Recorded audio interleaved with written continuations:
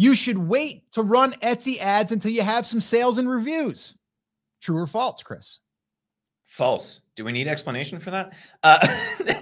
Your number one goal when you create an Etsy listing should be to get sales via any means possible within the terms of service, right? Whether that's sending an email to your list, whether that's posting it on your Facebook page, right? Don't post it to your personal profile, post it to your Facebook page for your business, because those are going to be the people who are actually interested in your niche, right?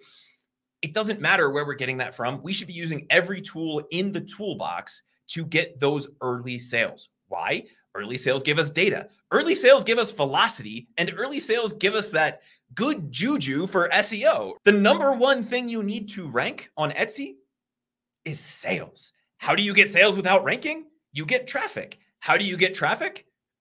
Etsy ads, right? And Scott, a lot of people ask, should I look at social media ads before Etsy ads? This is kind of the other side of this. No. Why? Because that little grain of truth in the myth about driving external traffic, right?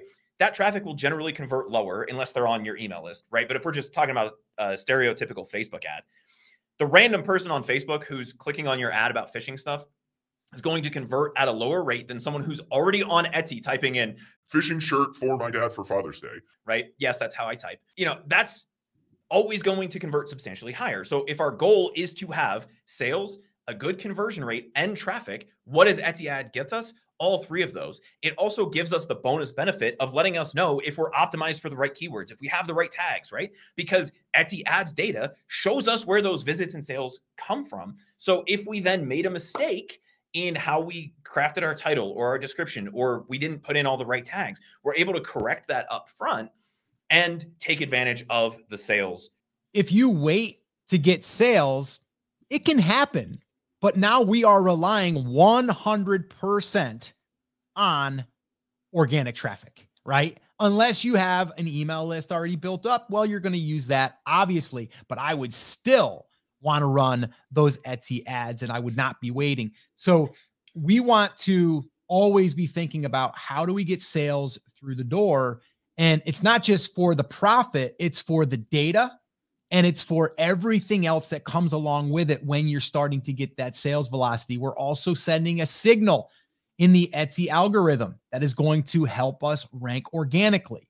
So whenever I hear that, it's kind of, again, it's not really a business mindset, because, and someone had posted in the comments and they said, if you were having a grand opening for a brick and mortar store, you would probably pay for a grand opening thing, right?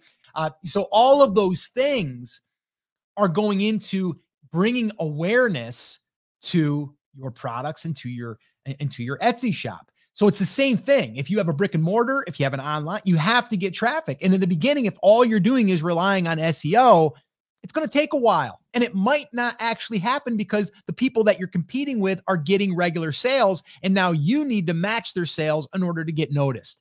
So that's why running the Etsy ads to me is critical, and it's not waiting till you're getting sales. You're actually doing them, running them to get sales, right? And that is the mindset that needs to shift. And I'm not saying you got to spend $100 a day. We're talking $2 a day, $5 a day. We generally start at $5 a day. I know we're kind of crazy, right? $5 a day that, we're going to give up one of those Frappuccinos from Starbucks, and we're going to put that into our Etsy ads.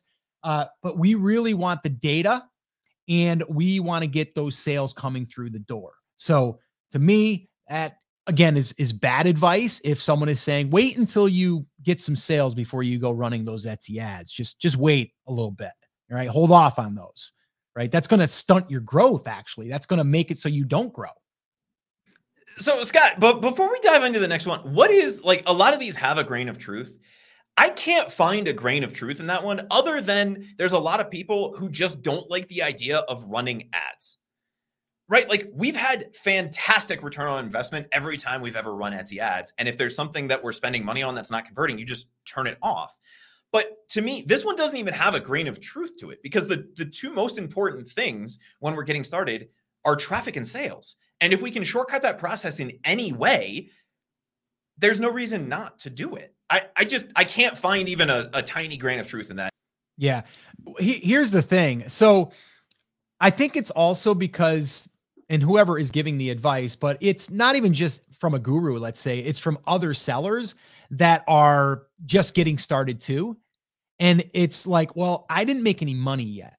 So if I didn't make any money yet, then I'm not going to invest in my business. That's kind of how it is. It's like, well, I'm going to open this business and I'm not going to spend any money. I'm just going to do everything for free until I make money. And then I'm going to invest in my business. Like, who does that? Right. So I think it also could be advice that's given from other people in groups that are new, that are like, yeah, you know what? I wouldn't run any ads yet until you get some sales. You know, like we want to everything. And we'll get into this here in a little bit, but everything is generally when you're first starting, the mindset is profit. I want to make profit.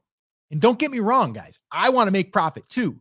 But there's also a cost that goes into getting a business off the ground. We do need to do things in order to promote our business and our shop and our products to get it in front of people.